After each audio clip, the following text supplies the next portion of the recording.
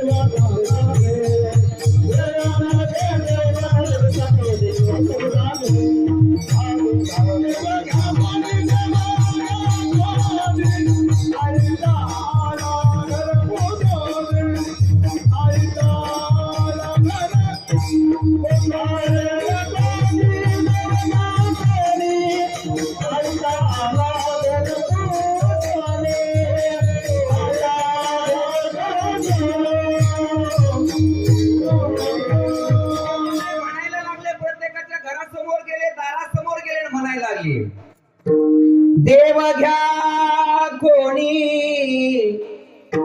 देव घ्या कोणी. अहो देव तुमच्या दारामध्ये आलेला आहे, आपण होऊन तुमच्याकडे तो आलेला आहे. फक्त काय करा, तुम्ही घ्या.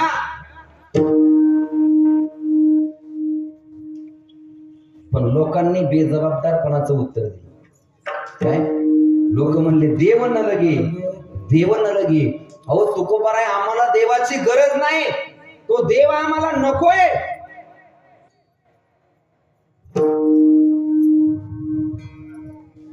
तुकोबाराने विचार केला, मी यांच्यासाठी देवाला इथपर्यंत घेऊन आलो, यांच्या आत्मकल्याणाकरता मी भगवान परमात्म्याला घेऊन आलो, आणि हे तर म्हणतात देव न लगे.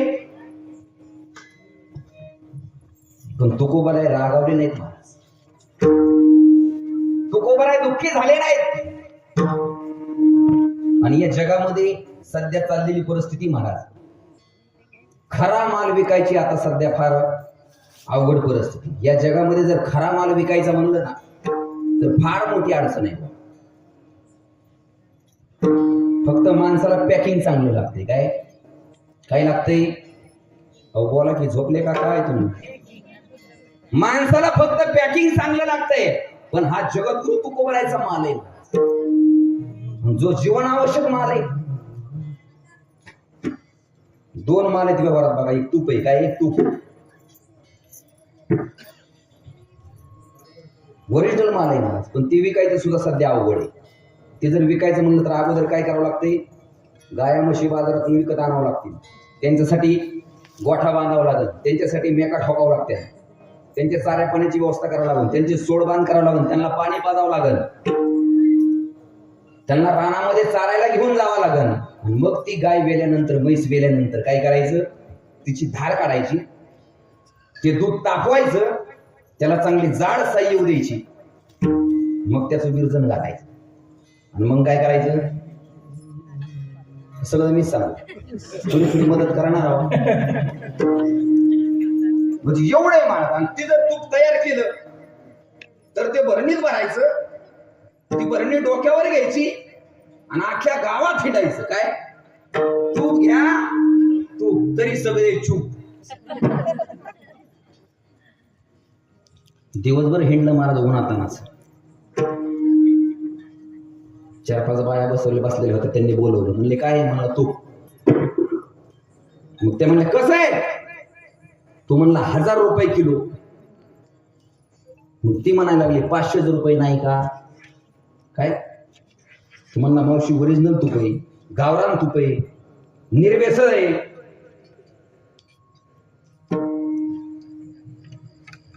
आई बापाची शपथ म्हणला, काय बायका मुलाची शपथ, ज्या म्हशीचं तूप आहे त्या म्हशीची शपथ एकदम ओरिजिनल आहे.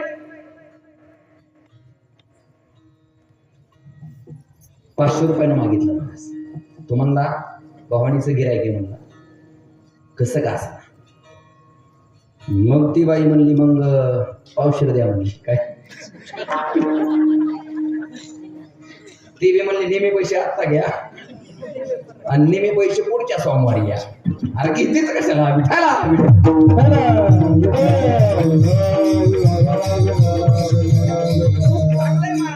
माणसाच्या शरीरामधली उष्णता कमी करतं, आपल्या शरीरामधली ऊर्जा वाढवतं, जीवन आवश्यक आहे.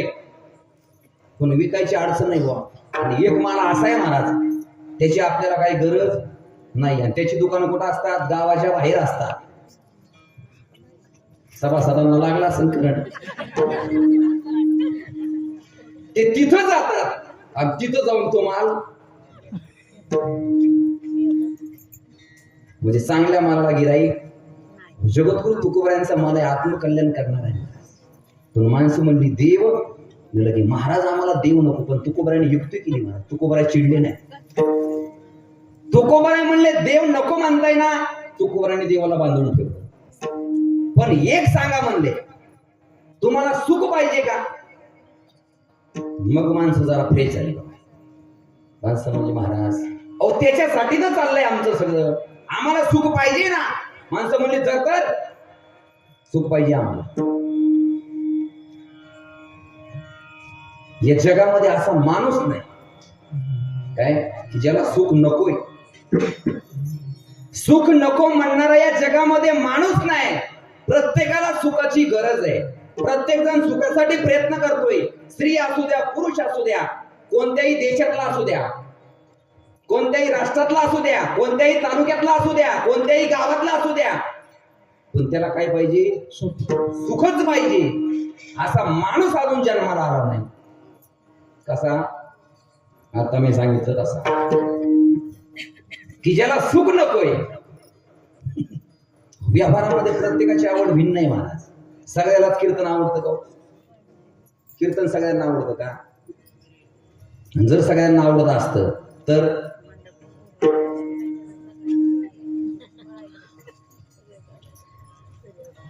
तर हे असं दिसलं असतं का?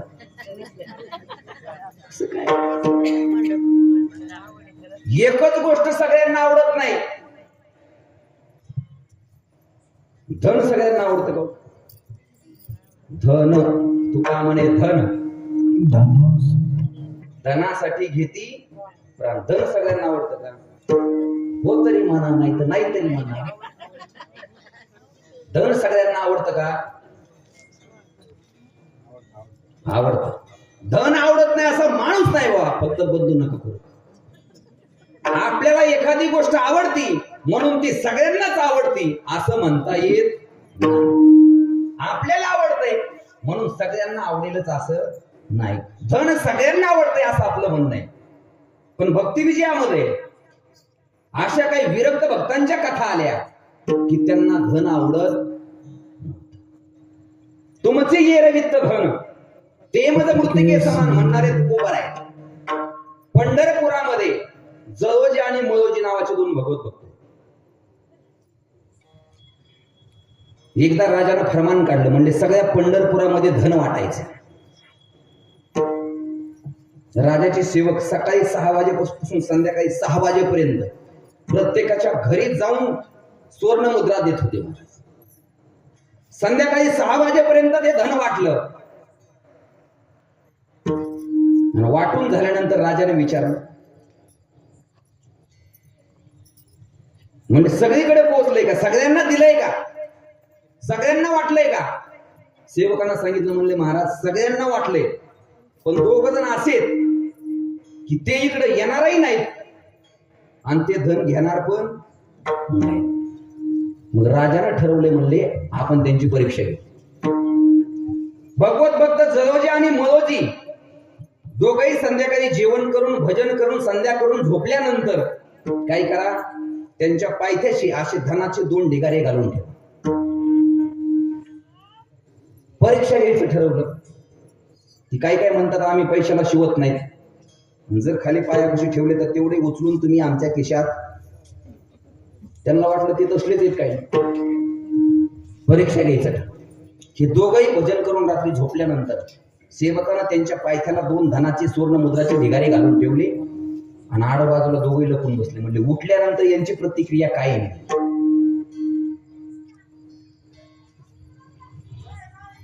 पहाटेच्याला दोघही काकड्या करण्याकरता उठले. महाराज अंथरुणावरती उठून बसले आणि बसल्यानंतर एकानं पाहिलं की पायथ्याला काहीतरी चमकतंय. तो म्हणला, काय घोर कलियुग आले म्हणला. इतकं बेकार माणसं वागतात. तो म्हणला, चिडायला नेमकं झालं काय तुला? चिडू नको म्हणला, भजनाची वेळी उगा मूड खराब करू नको. काय झालं ते नीट सांग. मग तो म्हणला, आपल्या घरामध्ये कुणीतरी आलं आणि 2 नंबरचा कार्यक्रम करून गेले.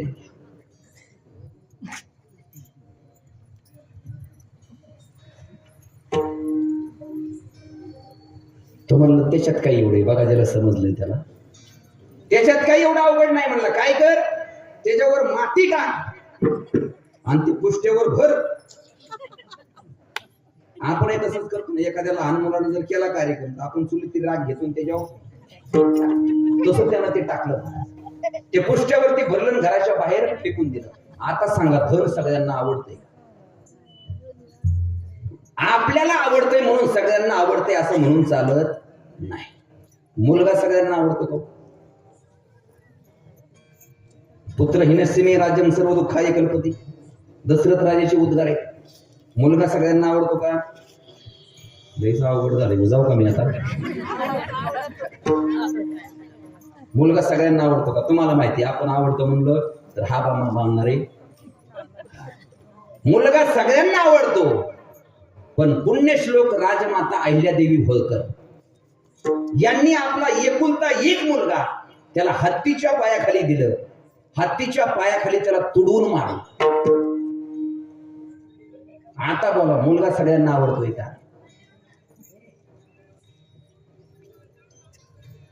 कारण ते असताना जेवढं विचित्र होतं, लहान असताना अहिल्यादेवीला भेटण्याकरता काही पाहुणे आले ना, वाड्याच्या समोर बूट सोडायचे ना आतमध्ये जायचे. आतमध्ये गेल्यानंतर हा पोरांना बरोबर घ्यायचा, दगड उचकायचा आणि विंचू पकडायचा आणि त्या बुटात आणून सोडायचा. पाहुणे बाहेर आल्यानंतर बुटात पाय घातला की दणका, ते तिथंच डिस्को करायला लागायचे. अहिल्यादेवीने विचार केला की लहानपणातच एवढे, तरी मोठं झाल्यानंतर गावाच्या गावं पेटवल्याशिवाय राहणार नाही. याच्या दुराचारानं हा माझ्या उज्ज्वल कीर्तीला कलंकित केल्याशिवाय राहणार नाही. माझ्या 42 कुळ्या नरकामध्ये घातल्याशिवाय हा राहणार नाही. याला ठेवण्यामध्ये काही अर्थ नाही. म्हणून अहिल्यादेवीने आपला एकुलता एक मुलगा, पण त्याला हत्तीच्या पायाखाली तुडवून मारला. खरे आई वडील त्यालाच म्हणतात की जे आई वडील आपल्या मुलाच्या दुर्गुणावरती पांघरून घालत नाहीत, योग्य वेळी त्याला योग्य शासन करून त्याच्यामध्ये असणारा माणूस घडवण्याचं जे कार्य करतात, त्याला खरे आई वडील म्हणतात. विठाला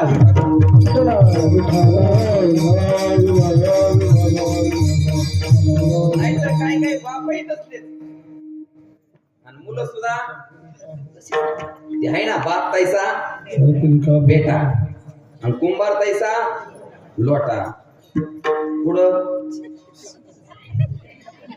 पुढं काय? बाप तैसा बेटा, कुंभार तैसा लोटा. घोडी तशी मेघ आणि माय तशी लेख. काय करत तसेच असतं ना. मला एका घरी एक पाहुणा आला. पाहुण्याने काय केलं, अंगातला कोट काढला आणि गोलनीला अडकवलं, कुटीला अडकवलं.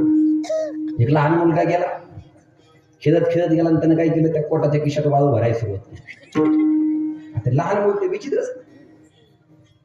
वाळू भरायला सुरुवात केल्यानंतर पाहुण्यानं पाहिलं आणि पाहुण्यानं त्या घर मालकाला बोलून घेतलं. त्याला म्हणजे, बघा ना, ते तुमचा मुलगा माझ्या पोटाच्या पिशीत वाळू भरतोय.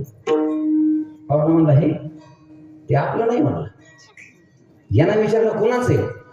तो म्हणला ते पाहुण्याचे, ते उन्हाळ्यात सुट्टी तिकडे आले, सुट्टीला आले म्हणलं. मग पाहुण्याने विचारलं तुमचा कुठे बुवा? मग यानं सांगितलं तो बघा म्हणले आमचा बाहेर तुमच्या पोटात लघवी करतोय. म्हणजे बापही तसा आणि मुलगा सुद्धा. आंब्याच्या दिवसामध्ये एक मुलगा आंब्याच्या झाडावरती चढला चोरून आंबे खाण्याकरता. झाडावरती चढला, एक पाड त्यानं तोडला आणि खायला सुरुवात केली. एवढ्यामध्ये त्या बागेचा मालक आला. मालकानं त्याला पाहिलं आणि त्याला सांगितलं म्हणले खाली उतर. तो म्हणला उतरत नसतो.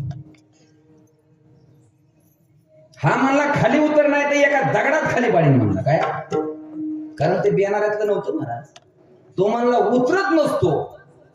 याचा नाविलाज झाला. तो म्हणला तू जर आता नाही उतरला तर घरी जातो तुझ्या बापालाच घेऊन येतो. तो म्हणला काय उपयोग होणार नाही. म्हणले का? ते तिथं नाहीतच. मग याने विचारलं कुठे आहेत बुवा? तो म्हणला ती वरच्या फांदीवर येते. आता ज्याचा बापच वरच्या फांदीवर आहे त्याचं पोरग काही तर मंदिरा पुढे कीर्तन ऐकायला येईन का? बाप कसा भेटाय? मुलगा सगळ्यांना आवडत नाही, स्त्री सगळ्यांना आवडती का? फक्त सकाम पुरुषाला स्त्री आवडते, निष्काम पुरुषाला स्त्री आवडत नाही. रामदास स्वामी लग्न मंडपामध्ये उभा राहिल्यानंतर नवरी मुलगी समोर आहे, मध्ये अंतरपाठ धरलेला आहे, ब्राह्मण काका आहे. पण ब्राह्मण काकानं सावधान म्हणल्याबरोबर रामदास स्वामी म्हणले काहीतरी धोका दिसतोय. कारण सावधान असतं कधी? सावधान पुढे गतिरोधक आहे, सावधान पुढे अपघाती वळण आहे. सावधान म्हणलं की सावध होते माणसं. आपल्याकडे डीपी बघा, डीपी. त्या डीपी वरती कशाचं चित्र येऊ? माणसाचं मुंडक आहे महाराज, त्याला अशी फुली मारली, त्याच्या खाल्लेले खतरा धोका सावधान. इकडं तिकडं हात घालू. जर हात घातला तर चिटकून मारल्याशिवाय राहणार नाही. अहो काय काय महाराज, रामदास स्वामी पहिल्यांदा सावध म्हणलं की सावध झाले. काय काय कवर सावध म्हणून सावध झाले नाही महाराज. म्हणून त्यांच्याकरता बसलेले परत काय करतात, शेवटी टाळ्या वाजवतात. का? एवढ्या वेळा सावध होऊन सुद्धा हा सावध झाला नाही. बाकीचे टाळ्या वाजवतात. ते म्हणले आता गोतला, आता अडकला, आता याला सुट्टी. सकाम पुरुषाला स्त्री आवडते पण निष्काम पुरुषाला स्त्री आवडत नाही. बघा, धन सगळ्यांना आवडत नाही, मुलगा सगळ्यांना आवडत नाही, स्त्री सगळ्यांना आवडत नाही, पण सुख आवडत नाही असा माणूस नाही. सुख पाहिजे का म्हटल्यानंतर प्रत्येकानं होकारार्थी माना डुलवली. बघा, भोजराजाच्या नगरीमध्ये कालिदास नावाचा एक पंडित होता. भोजराजाच्या नगरीत कालिदास नावाचा पंडित इतका हुशार होता, इतका विद्वान होता की राजा त्याच्यावरती प्रसन्न व्हायचा आणि त्याला बक्षीस द्यायचं. पण आणि काही दुसरेही काही पंडित भोजराजाच्या नगरीमध्ये होते ना, ते मात्र त्या भोजराजा असणाऱ्या त्या कालिदासावरती जळायचे, त्याच्या विद्वत्तेवरती जळायचे. कारण ज्या माणसाला जीवनामध्ये काहीच करता येत नाही ती माणसं फक्त काय करतात, ती फक्त दुसऱ्यावर जळायचं काम करतात. ते सगळे जळायचे महाराज. एक दिवस त्यांना राजाला एकांतात घेतलं आणि त्या पंडितांनी सांगितलं, म्हणले ते भोजराजाला हाकलून द्या, म्हणले काय करा, त्याला आपल्या नगरीमध्ये ठेवू नका. राजाने सांगितलं ठीक आहे तुमचं बरोबर आहे, हाकलून देऊ, पण त्याला काहीतरी कारण पाहिजे ना. कारण नसताना कसं त्याला हाकलून द्यायचं? म्हणले एक काम करा, उद्या सकाळी सभा भरल्यानंतर कालिदासाला एक प्रश्न विचारा, त्यानं जर प्रश्नाचं योग्य उत्तर दिलं तर त्याला ठेवा, जर त्यानं चुकीचं उत्तर दिलं तर त्याला हाकलून द्या. सभा भरली, सिंहासनावरती भोजराजा बसलेला आहे आणि भोजराजानं कालिदासाला आवाज दिला, कालिदास. कालिदास म्हणले जी सरकार. नम्रता आहे बरं का, जी शब्द. कारण फललिया तरुची शाखा सहजे भूमीसी उतरे देखा. एखाद्या झाडाला महाराज जर जास्त फळ असतील ना तर ते झाड खाली, त्याच्या फांद्या खाली वाकलेल्या असतात. ज्या झाडाला कमी फळ आहेत, ज्या झाडाला फळच नाहीत, ते काय करते? तसं महाराज विद्वान होता, पण गर्व कारण देवाला तेच चालत नाही. अभिमानी राजे झाले, अवतार घेऊनी मारी. भोज राजानं सांगितलं, कालिदास एक प्रश्न विचारतो, जर बरोबर उत्तर दिलं तर थांबायचं, जर चुकीचं उत्तर दिलं ना समोर तोंड काढायचं, निघायचं, परत आपल्याला तोंड दाखवायचं नाही. कालिदासानं सांगितलं, म्हणले महाराज विचारा प्रश्न. विचारा म्हणल्यानंतर राजानं विचारायला सुरुवात केली. राजा म्हणला, आता सभेमध्ये बसलेल्या सगळ्या स्त्री पुरुषाच्या मनामध्ये सध्या काय चाललंय एवढं मला सांग. प्रश्न नीट ऐका बरं. सभेमध्ये बसलेल्या सगळ्या स्त्री पुरुषाच्या मनामध्ये आता काय चाललंय एवढं मला सांग. प्रश्न साधा आहे का हो? प्रश्न साधा आहे का? प्रश्न सोपा आहे का? प्रश्न अवघड आहे का? माणसं काही म्हणलं तरी हा म्हणतात बघा. प्रभू रामचंद्र भगवान की, बजरंगबली हनुमान महाराज की, रावण महाराज की.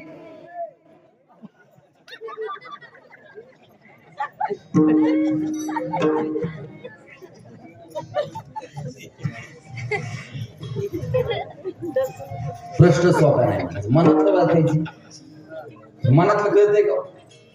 एकमेकाच्या मनातलं कळतंय का?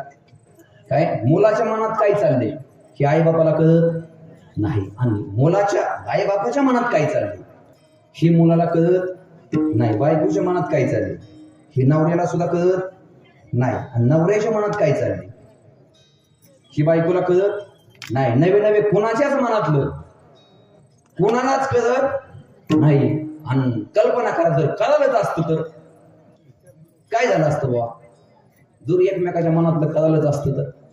जे पती पत्नी महाराज 60 वर्ष 70 वर्ष 10 बाय 10च्या खोलीत राहतात, एकत्र संसार करतात, त्यांना सुद्धा आतापर्यंत एकमेकाच्या मनातलं कळालं नाही. कळाले?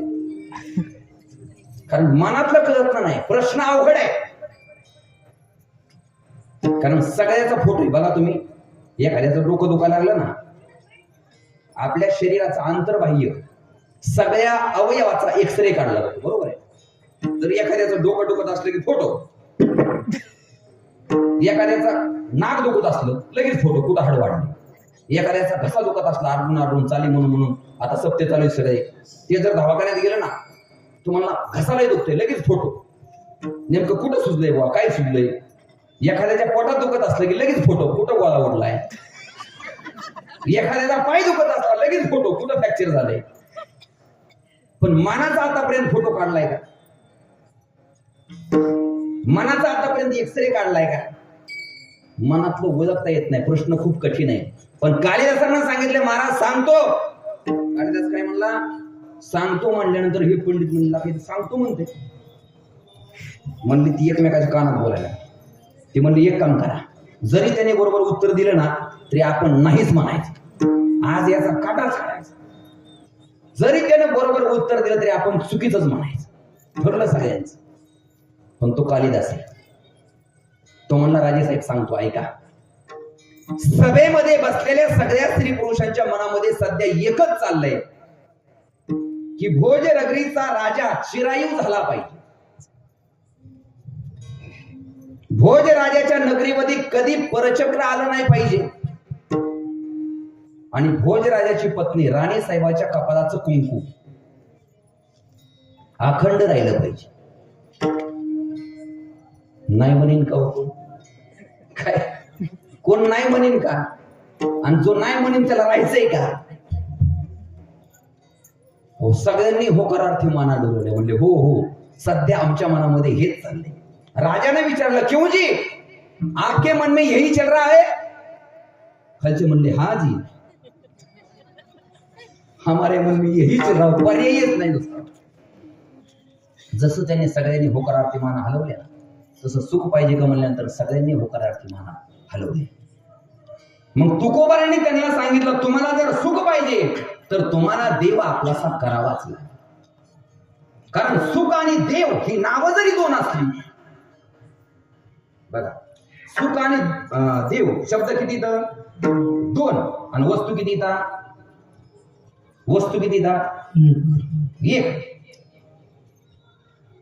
शब्द जरी दोन असले तरी वस्तू किती एक. बघा रूपायचा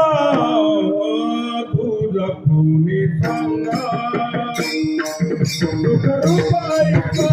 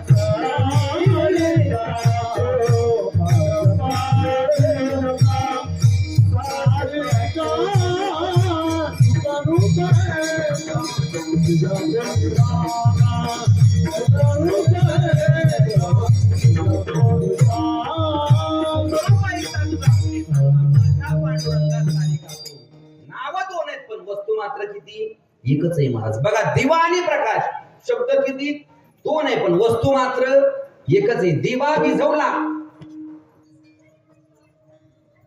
विझवल्यानंतर प्रकाश किती वेळाने जातो बरं, अंधार किती वेळाने पडतो. दिवा विझवला ज्या क्षणी प्रकाश नाहीसा झाला त्या क्षणी जरी शब्द दोन असले तरी वस्तू मात्र एकच आहे. माऊली ज्ञानोबाची ओवी बघा त्याला. विठाला विठाला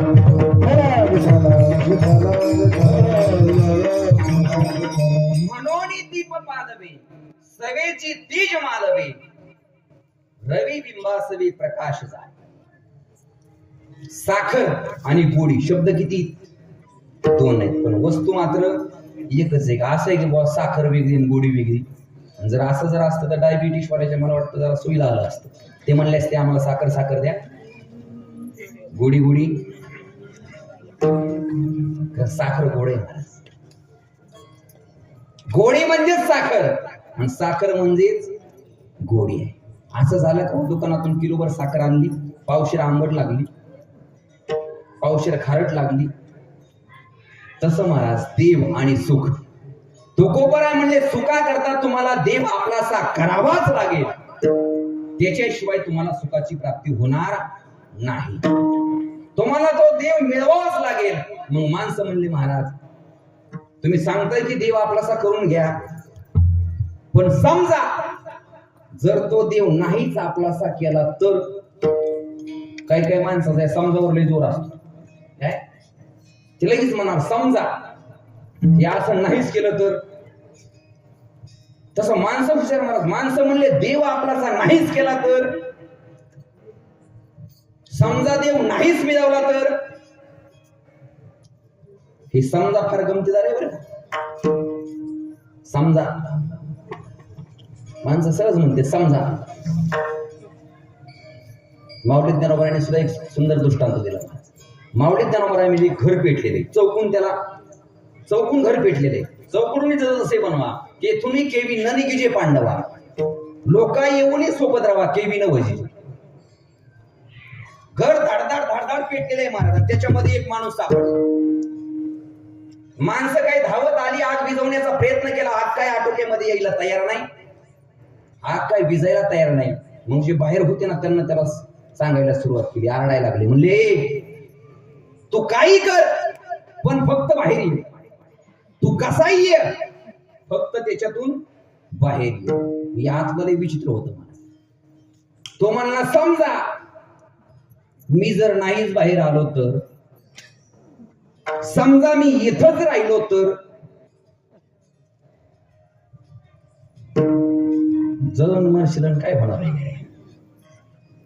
एक जण म्हणला मला एकादशी धरायची. म्हणजे एकादशी धरणं चांगलं आहे, चांगलं आहे का वाईट आहे.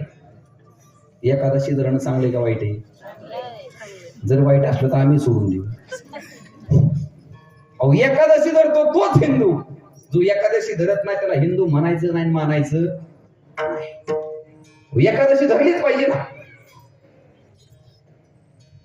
तो म्हणला मला एकादशी धरायची पण आणखी बघा, ज्याच्या कपाळाला गंध आहे ना तो हिंदू बरं का. ज्याच्या कपाळाला गंध नाही त्याला हिंदू म्हणायचं नाही. वर्तमान जीवनामध्ये आपण ज्या छत्रपती शिवाजी महाराजांचा आदर्श डोळ्यासमोर ठेवून जीवन जगतो, जे छत्रपती शिवाजीराव बघा, त्यांच्या कपाळाला सुद्धा काही गंध आहे महाराज. शिवतिलक लावलेलं आहे.